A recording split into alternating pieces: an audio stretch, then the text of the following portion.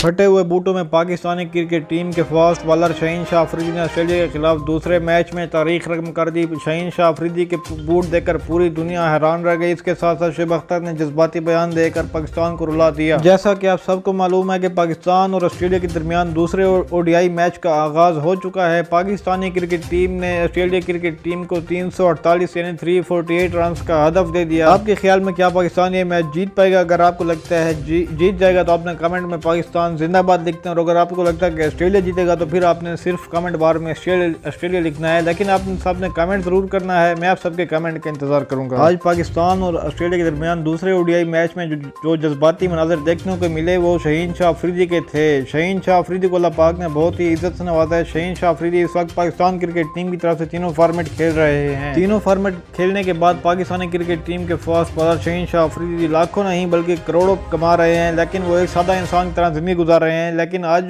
जब camera Pakistan cricket team के fast bowler Shaheen Shah Afridi की तरफ गया तो उनके बूट फटे हुए थे। ये मंजर देखकर पूरी दुनिया हैरान रह गई कि वो फास्ट बॉलर जिससे पूरी दुनिया के खिलाड़ियों की कांपें टांग जाती हैं वो इतनी सादा जिंदगी गुजारता है। ये मंजर देखकर पाकिस्तानी क्रिकेट टीम के साबिक फास्ट बॉलर शुएब अख्तर ने बयान दे दिया। शुएब अख्तर ने कहा कि आज मुझे ये मंजर देखकर मुझे अपनी जवानी का वक्त याद आ गया जब मेरे पास बूटों के पैसे नहीं होते थे और मैं भी फटे हुए बूटों में क्रिकेट खेलता था। और अगर आज के मैच में पाकिस्तानी क्रिकेट टीम के फास्ट बॉलर शहीन शाह अफरीदी की बॉलिंग की बात करें तो शहीन शाह अफरीदी ने बहुत ही शानदार बॉलिंग कराई। 10 ओवर में शहीन शाह अफरीदी ने 63 रन लेकर 4 खिलाड़ियों को पवेलियन की राह दिखाई।